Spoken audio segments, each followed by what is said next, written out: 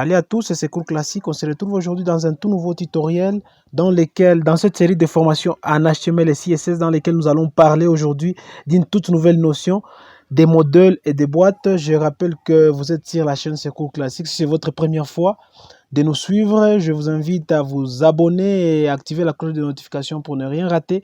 Et surtout, n'oubliez pas de vous abonner pour ne rien rater et nous suivre sur les réseaux sociaux. Les liens sont juste dans la description.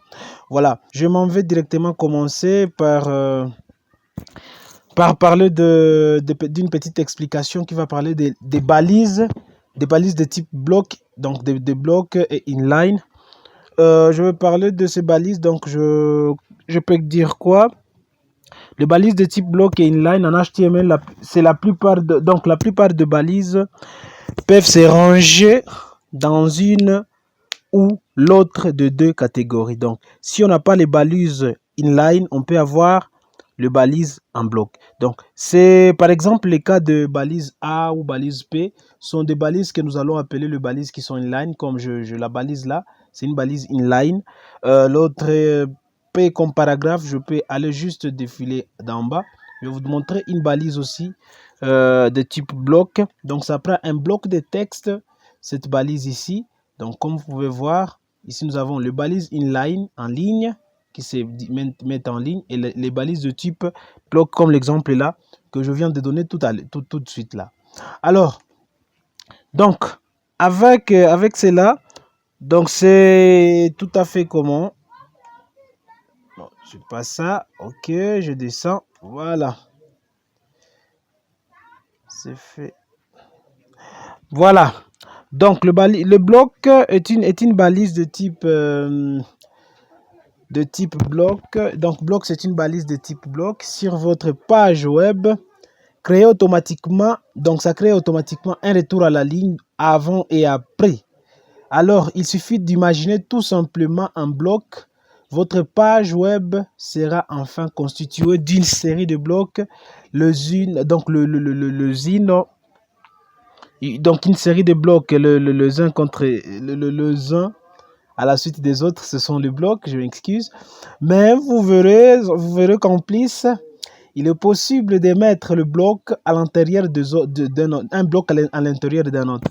Donc, ce qui va augmenter considérablement nos possibilités pour créer un design de votre site.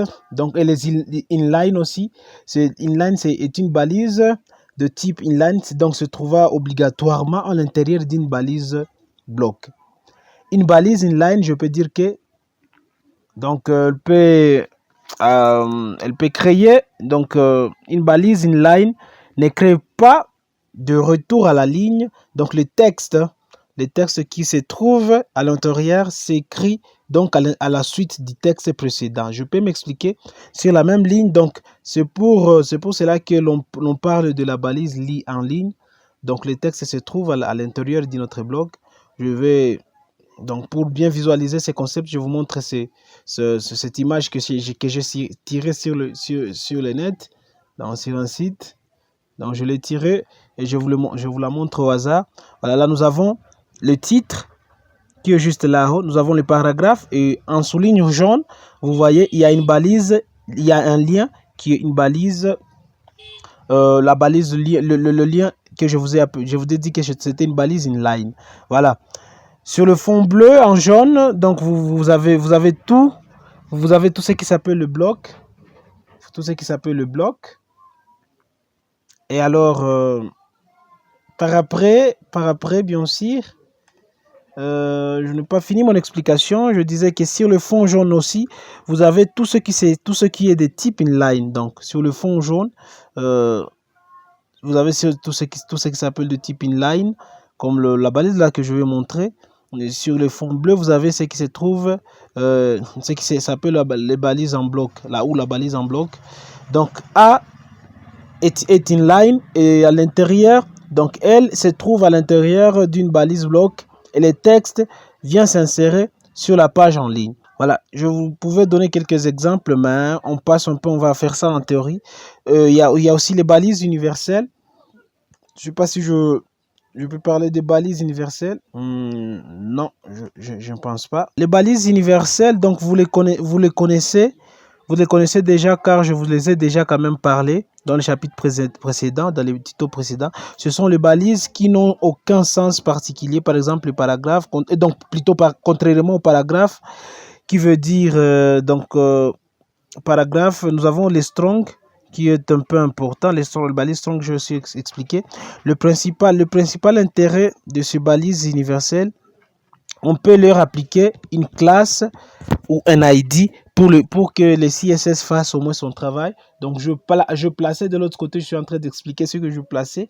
Je plaçais un peu des ID et des classes, vous voyez, juste là, pour faire un design de l'autre côté de l'autre côté du CSS. Là, je voulais vous montrer maintenant.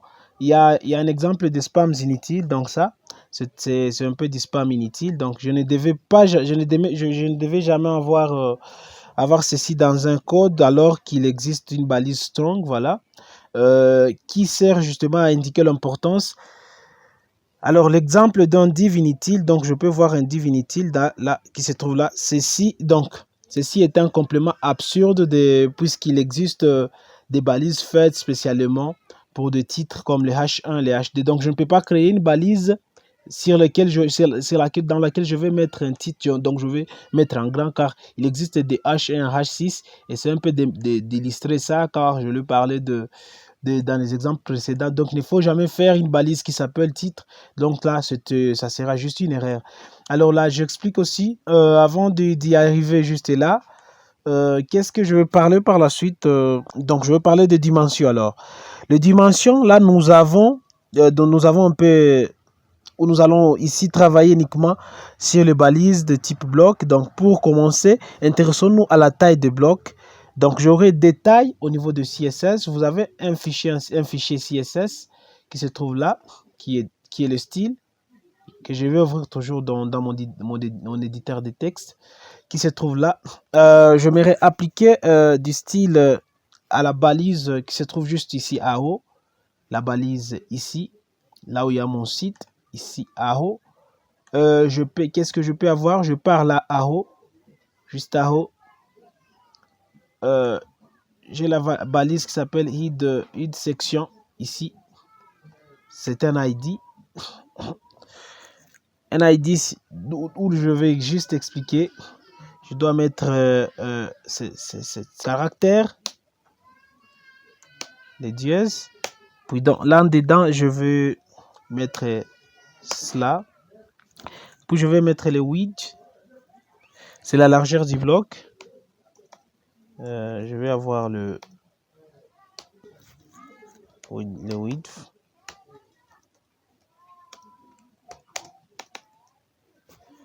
La largeur du bloc.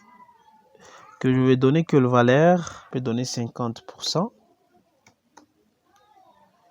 Je me dis 50%. Non. Attention avec moi. 50% de la page. J'enregistre. Je peux dire la couleur. Background color. Je peux même donner du blue. Je peux faire même ça. Brown. Vous pouvez mettre la couleur de votre choix. Je vais voir ce que cela va me donner. J'actualise. Voilà. Vous avez vu directement. Il y a la largeur qui a été faite. Donc plutôt... il y a la largeur, oui, qui a été faite de 50%. Il y a la couleur qui a été mise. Par défaut, si je mettrais 100%, voilà, c'était pour expliquer. Si je mettais 100% juste à ma page, vous allez voir ce que ça va faire. Ça va prendre toute la page et ça va donner une couleur. Cette couleur ne me plaît pas.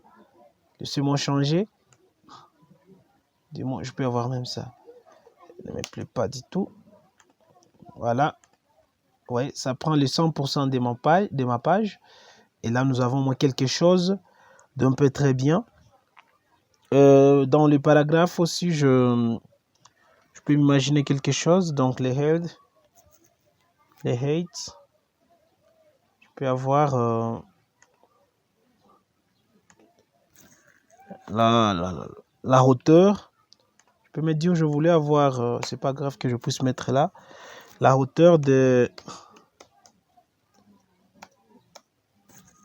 je peux avoir une hauteur de combien?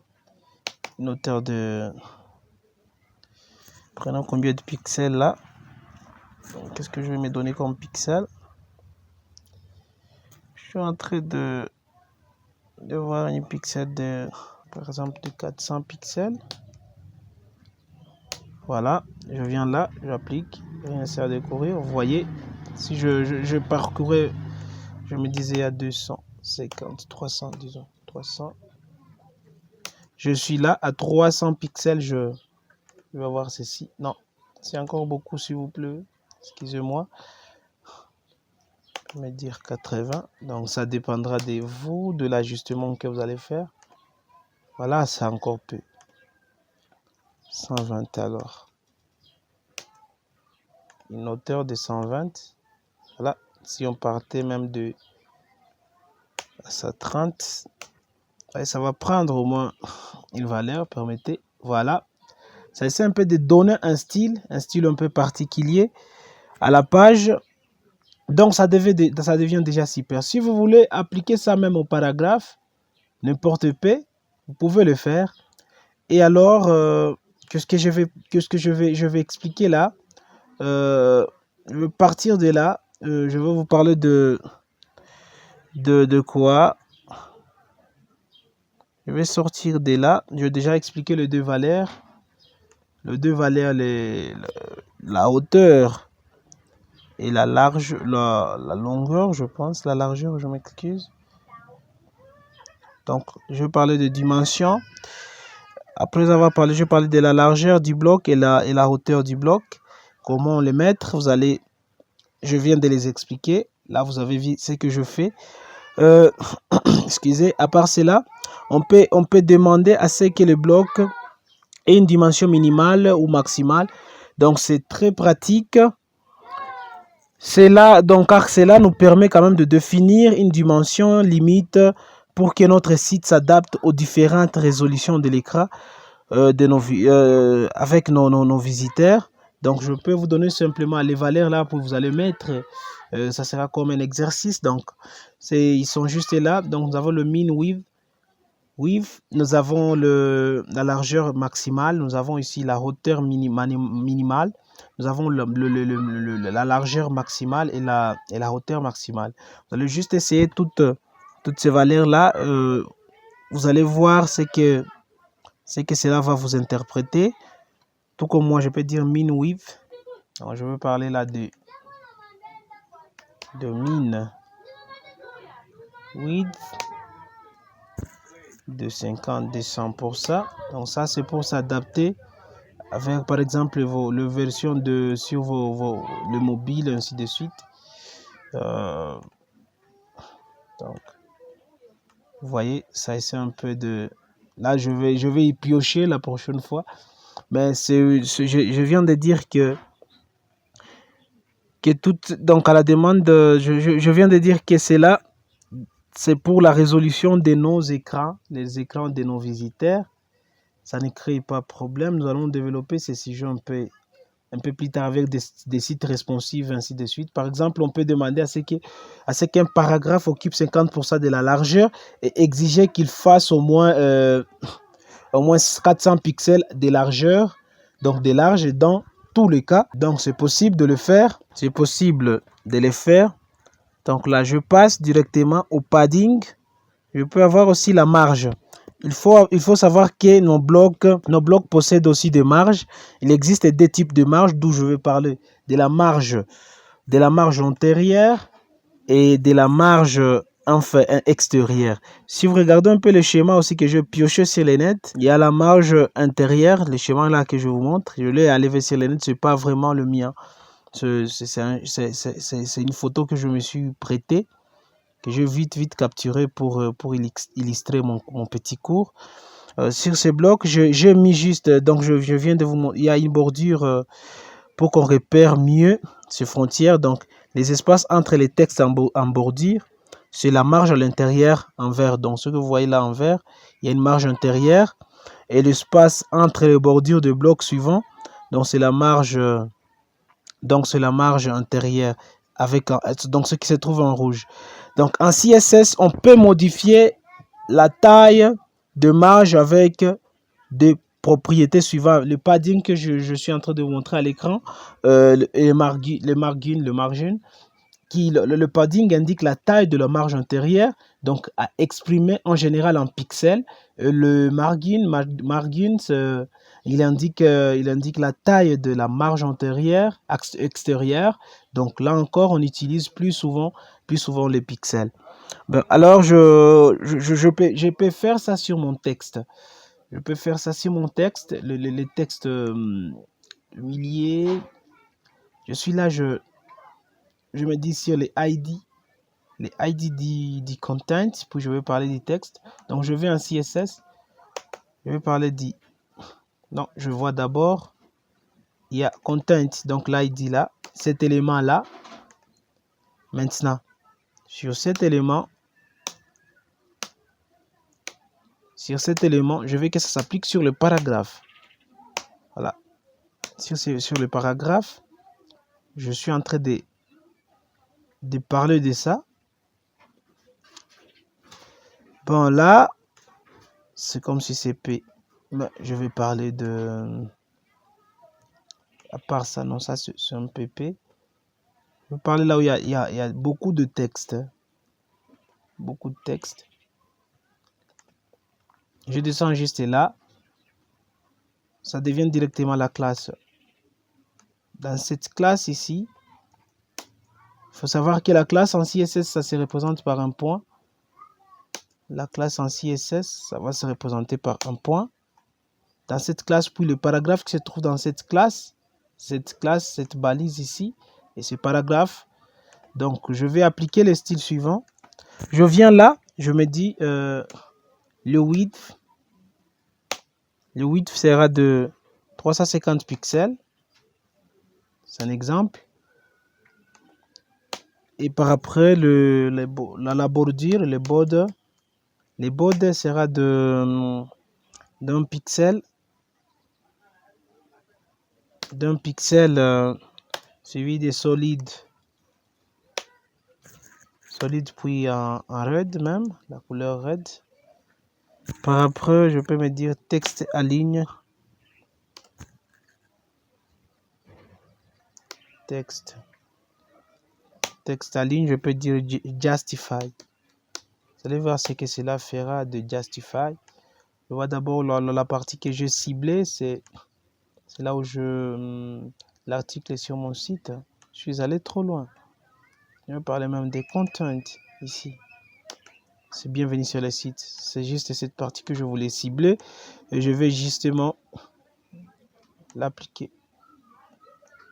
Là, j'enregistre. Je viens là, je vais voir si ça va justifier. Apparemment, donc pour bien voir la marge, prenons deux paragraphes auxquels j'applique simplement une bordure suivante. Non, ça n'applique pas la bordure. Je sais pas pourquoi. Voilà, j'étais en train de chercher l'erreur, je viens de la trouver. Ça se trouve au niveau de l'ID. Ce n'était pas une classe. Je vous ai dit que l'ID est représenté par le dièse et pourtant la classe est représentée par un point. Donc la moindre erreur, je suis tombé dans l'eau. Il fallait que je puisse changer ça par dièse. Et vous aussi, vous allez changer par le nom de la classe de l'ID que vous avez donné. Ce n'est pas que ça devait être seulement les contents. Vous pouvez mettre le nom que vous voulez et ça va toujours marcher. Je viens, j'enregistre, je vais là, je fais F5 ou j'actualise. Vous voyez, il y a une bordure. Il y a une bordure qui s'est rapidement créée. Nous l'avons vu certainement. Mais donc, comme vous pouvez le constater, il n'y a pas, il y a par défaut la marge antérieure padding. En revanche, donc il y a une marge intérieure margin. Donc c'est cette marge qui fait deux paragraphes. Donc qui fait que ces deux paragraphes là ne sont pas collés. Donc je peux parler de deux paragraphes. Hein. Je peux parler de deux paragraphes ici. Donc je peux avoir ce premier paragraphe. et ensuite j'aurai le second là en bas. Vous allez voir comment cela va faire. Donc, nous avons 2 paragraphes. Donc, j'étais en train de dire tantôt que c'est cette marge qui fait que 2 paragraphes ne sont pas collés et qu'on a l'impression de sauter une ligne que vous voyez juste là. Donc, les 2 paragraphes là. Par après, qu'est-ce que je... Donc, supposons que je vais rajouter une marge intérieure de 12 pixels au paragraphe, donc une marge intérieure. Donc je suis en train d'expliquer le padding. Je viens là, je me dis padding, le padding, ça sera de 12 pixels. Voyons ce que cela va donner. Voilà, je suis là à l'intérieur, j'actualise. Voyez-vous, il y a une marge intérieure de 12 pixels qui s'est créée. Donc la marge intérieure de 12 pixels, vous voyez la figure comme cela vient de faire sur notre code, le fait que nous venons de voir. Je vais ajouter aussi le margin avec la propriété margin. Vous allez voir ce que ça va donner. Margin, permettez de l'appeler margin ou margin de 50 pixels. Je viens là. Vous voyez, vous allez voir le changement que cela va apporter. Vous avez vu. Donc, c'est juste une marge extérieure de 50 pixels, que je viens d'appliquer sur les textes là entre les paragraphes. Et ça va changer juste. C'est à vous aussi d'essayer de voir ce que cela peut nous donner, de voir sur quoi cela peut arriver. C'est très, très important d'essayer et de voir. Et à part ça, en revanche, donc... en haut à droite, à gauche, en bas, donc l'idéal serait que vous reteniez ces termes suivants en anglais. Top c'est en haut, bottom c'est en bas, donc left à gauche, right à droite. Donc, ce sont là à haut, à droite, à gauche, en bas. Je ne veux pas vraiment traîner là-dessus. Donc, il y a des fois où je peux me dire, par après, je peux avoir le margin top. Voici donc la liste des margins. Le margin top, margin bottom, margin left, margin right. Donc, vous comprenez que lorsque je dis margin top, c'est marge d'en haut, margin bottom, marge d'en bas, margin left, c'est marge de gauche, et margin right, c'est marge de droite. Je vous le disais seulement de les retenir juste en anglais. Et il y a aussi, je peux parler de padding top, padding bottom, padding left, padding right. Vous allez comprendre avec le terme là que je viens de vous donner.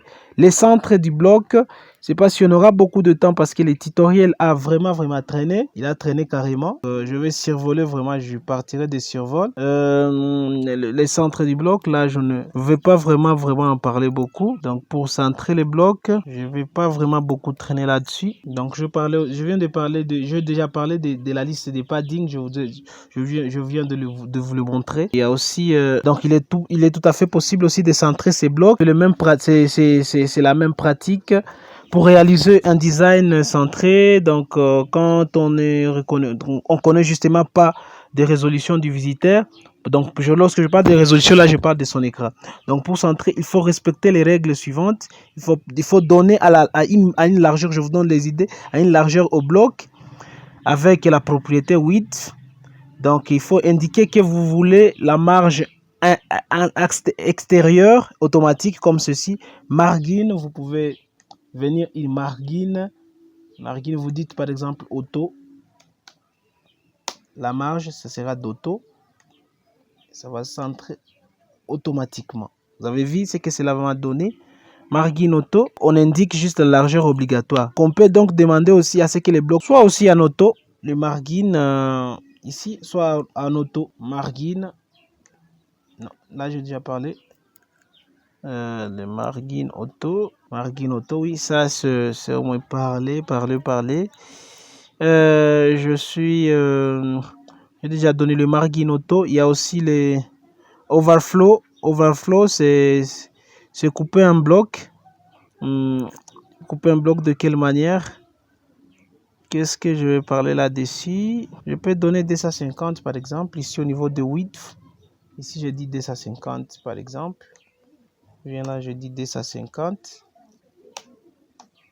250. Lorsque je dis 250, je viens là. Et aide,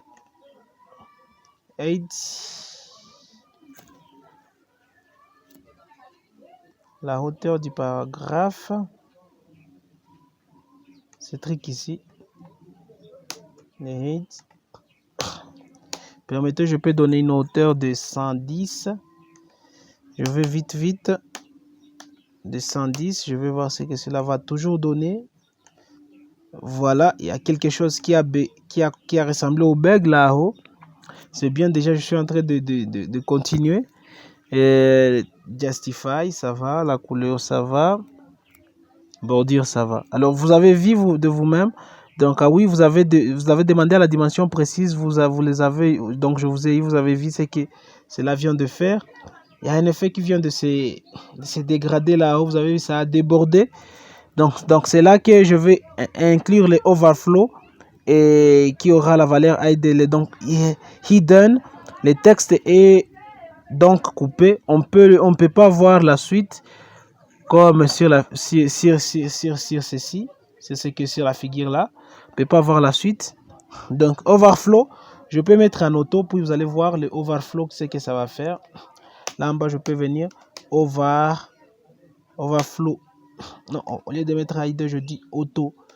Je dis auto, puis j'enregistre. Vous allez venir voir, c'est que la vie auto. Voilà. Il y a un truc overflow, donc c'est comme si on était en train de scroller, quoi. Donc on scroll. C'est du scroll avec overflow. Vous avez vu ce que le fait vient de donner. Vous pouvez séparer les deux paragraphes avec BR, c'est possible. C'est possible vraiment. Il y a le word wrap. Le word wrap, je ne vais pas toucher. Peut-être je toucherai un peu plus tard. 10 minutes encore passées pour le tutoriel. Je parlerai de ça plus tard. Couper un texte juste avec word wrap. Wrap, donc, c'est que ça puisse partir de l'en bas. Donc, il y a une propriété que vous allez essayer avec un lien que vous allez insérer. Je vous donne ça vite en survol. La propriété s'appelle word. Oui, je crois word wrap, c'est ça. Vous pouvez mettre ça en brick words. Donc je pense pas qu'ici ça va faire le feu, mais ça pourrait vous montrer mieux. Donc ça va, vous allez prendre excusez-moi, donc c'est un exercice que je vous donne. Vous allez chercher un lien dans lequel vous allez effacer même le truc là. Vous allez effacer tout peut-être. Vous allez donner un lien qui va partir de jusque là à côté. Juste, je ne vais pas vraiment beaucoup expliquer là-dessus. Vous allez juste m'excuser. Le word wrap, c'est pour couper un texte très long, donc trop large plutôt. Donc si vous devez lancer un mot très long dans le bloc, donc qui ne tient pas dans la largeur, donc vous allez donc aborder, donc adopter le word wrap. Donc cette propriété permet de forcer la censure donc la censure des très longs mots. Généralement une adresse HTTP par exemple qui est très longue. Lorsque vous aurez trouvé cela, vous allez utiliser ce word wrap là, ça vous paraîtra très sympa. Je ne vais pas y traîner là-dessus. Donc je pense que nous sommes presque à la fin. En bref, en résumé, je vais dire ceci. On a distingué des principaux types de balises. Je parlais du bloc. Je parlais aussi, à part parler du bloc, je parlais de la balise P, la balise H, aussi les types de blocs. Je parlais aussi des balises inline A strong. On peut aussi modifier la taille de la balise de type bloc avec les propriétés width, la largeur, et les height. Donc ceci, le width et les height. On peut modifier la largeur et la hauteur. Donc on peut définir aussi les maxima et les minima, donc les min width, les max width que j'ai expliqué. On peut aussi définir les minima autorisés par la largeur, les min width et les max width, et les height width et les max height. Donc les éléments aussi de la page disposent d'une marge padding que j'ai appelé padding et margin. Et je viens aussi de dire qu'il est trop, si on a un texte qui est trop long, comme on peut utiliser les overflow, ou soit on peut utiliser les word wrap que je viens d'expliquer. Donc je pense que c'est vraiment tout pour aujourd'hui. J'espère que ce tutoriel vous a vraiment bien instruit. Si c'est le cas, n'oublie pas de l'aimer, de commenter, de partager. Et si vous êtes encore nouveau sur la chaîne, abonnez-vous maintenant et activez la cloche de notification pour ne rien rater de ce qui se passe, sur ma chaîne YouTube. Sinon aussi, n'oublie pas de poser des questions, de demander, de parcourir aussi ma page Facebook. Je réponds à beaucoup de questions. Actuellement, vraiment, je suis très disposé à répondre à plusieurs de vos questions. Je vous rappelle aussi que la prochaine vidéo vous vient tout de suite. Je pense que c'est tout, vraiment c'est tout. À bientôt et à nous revoir pour un tout nouveau tutoriel, une toute nouvelle vidéo qui va parler sur le positionnement en CSS. Merci.